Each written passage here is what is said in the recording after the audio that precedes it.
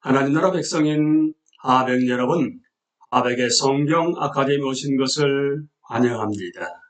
이 시간은 이사야 20강 시간입니다.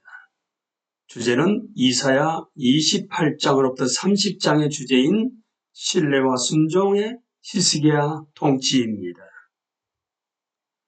이사야 29장 1절부터 24절, 아리엘에게 화가 있도다.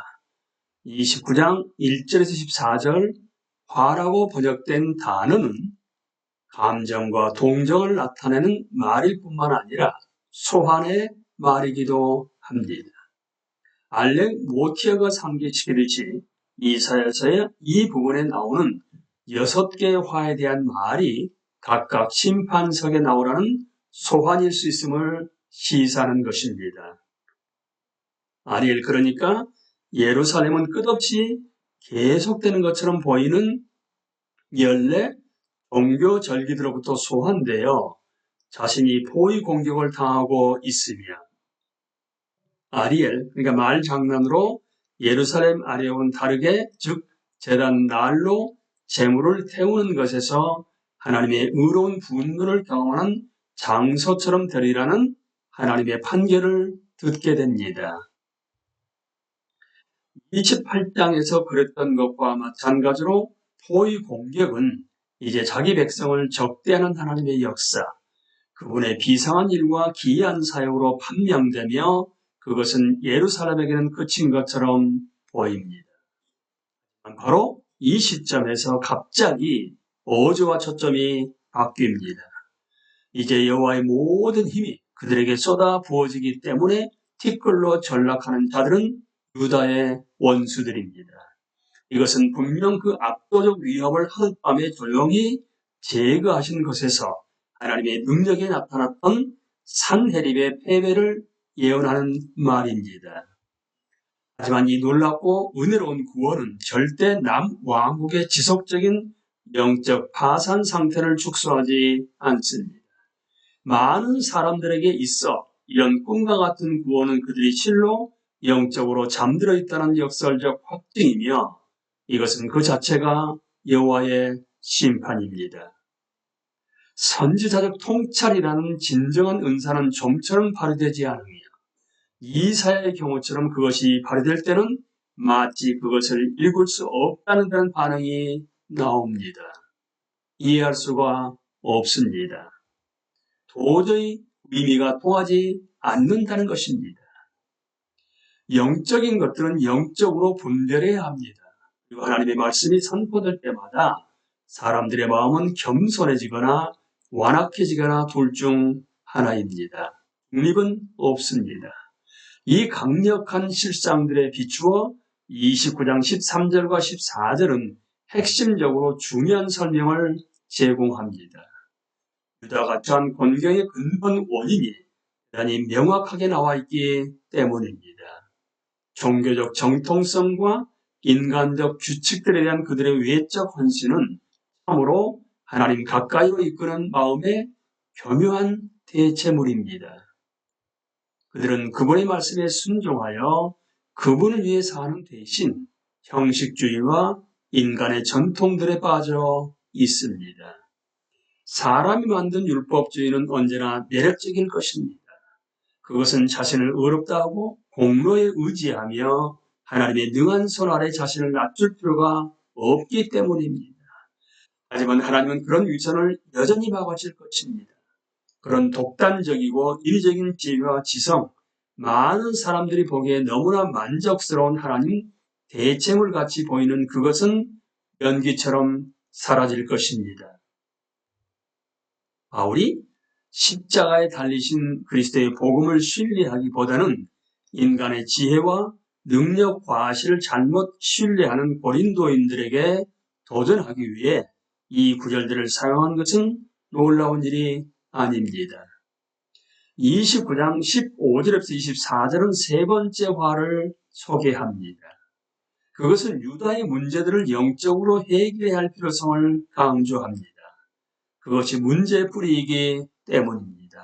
정치적, 사회적 격변들은 언약 백성들의 마음속에 있는 훨씬 더 깊은 병에 증상들일 뿐입니다. 그들은 신뢰와 순종으로 겸손히 하나님과 동행하기를 거부하고 반대로 하나님을 피하고 그분으로부터 숨으려고 합니다. 그같이 생명을 위협하는 병을 어떻게 치유할 수 있는가? 첫째, 그들의 진짜 상태에 대한 인식이 있어야만 합니다. 그리고 하나님의 백성을 그분의 법정으로 소환하는 화는 또한 그들에 대한 고발을 합니다. 하나님이 그들의 죄된 반역을 보거나 알지 못한다고 그들이 실제로 그분으로부터 숨을 수 있다고 생각합니다. 그들은 자신들이 하나님보다 더 지혜롭다고 생각합니다. 그래서 실제로는 자신들이 토기장이가 만든 진흙 그릇에 불과한데도 그들의 창조자를 멸시합니다. 하지만 오늘날 수많은 사람들이 그렇게 하는 것처럼 그들이 하나님의 세상에서 상황을 뒤집어 엎고 그들 자신의 규칙들을 만들 수 있다고 생각한다면 29장 17절은 하나님이 곧 그들의 반역이라는 아늑한 세상을 뒤집으실 것이라는 점을 지적합니다. 그러면 그분의 말씀은 더 이상 닫힌 책이 되지 않을 것입니다. 그것의 가치관이 널리 보급되고 현재 통상적인 것으로 통용되던 모든 것들이 뒤집어질 것입니다. 반역적인 사람의 교만과 자만심은 제거될 것이며 겸손하고 궁핍한 사람들이 하나님의 구원을 누릴 것입니다. 하나님의 인재와 그분의 말씀에 대한 가르침을 통해 변덕스러운 사람들은 안정을 찾는 반면 고집스럽게 반항하는 사람들은 하나님의 진리의 권위에 굴복할 것입니다. 오직 여호와만이 그런 필요한 영적 변혁을 가져오실 수 있습니다. 본문 설교 개요 제목 하나님의 관점을 이해함. 본문 이사야 29장 1절부터 24절 구조 슬픔과 소환이라는 과의 개념들을 끌어내라. 첫 번째, 하나님이 그분의 성에서 역사하시는 것을 보십시오. 그 성에 교만을 낮추기 위해 그리고 그분의 권능으로 구해 주시기 위해. 두 번째, 이 백성에 대한 하나님의 진단을 받아들이십시오. 그분은 완악한 마음들을 아십니다. 그분은 감춰진 반역들을 고칩니다. 셋째, 미래에 대한 하나님의 약속들을 받아들이십시오. 새롭게 될 것입니다. 그 성은 거룩하게 될 것입니다. 결론, 그런 예언들은 그리스도 안에서 성취됩니다.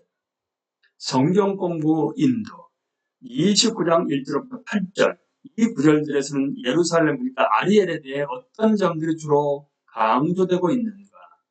하나님은 어떻게 그리고 왜 상황을 변화시킬 것인가? 29장 9절부터 12절 이 구절들을 6장 9절 10절과 비교해 보십시오. 그 구절들은 하나님이 이사야를 부르실 때 말씀하신 것을 어떻게 확증하시는가? 29장 13절 14절 여기에서 다시 하나님은 원인과 결과를 강조하십니다. 그분은 무엇을 하실 것인가? 그리고 왜 그런가? 29장 15절부터서 19절 15절부터 16절에는 하나님보다 한 수 앞서려 하는 어리석음에 대한 어떤 증거가 나와 있는가? 하나님은 이 상황을 어떻게 역전시키실까? 29장 20절부터 21절 하나님의 간섭은 그 성의 사회적 분위기에 어떤 영향을 미칠 것인가? 이 예들은 왜 당시의 위선의 초점인가? 29장 22절부터 24절 하나님이 아브라함의 참된 영적 자녀들에게 주실 미래의 축복의 표시들을 살펴보십시오. 그것들은 하나님께서 그분의 믿는 백성이 현재 어떻게 살아가게 하실지에 대해 우리에게 무엇을 가르쳐 주고 있는가? 적용 29장 13절과 14절을 고린도전서 1장 18절부터 25절에 비추어서 읽어보십시오. 우리는 그리스도인으로서의 삶에서 그리고 우리의 교회에서 어떻게 하나님이 아니라 인간의 지혜에 의지하는 유혹을 받는 것입니까? 이 본문은 하나님이 우리로 대신 그분께 의지하도록 하는 방식에 대해 무엇을 보여주고 있습니까? 이 시간 강의를 마치겠습니다. 감사합니다.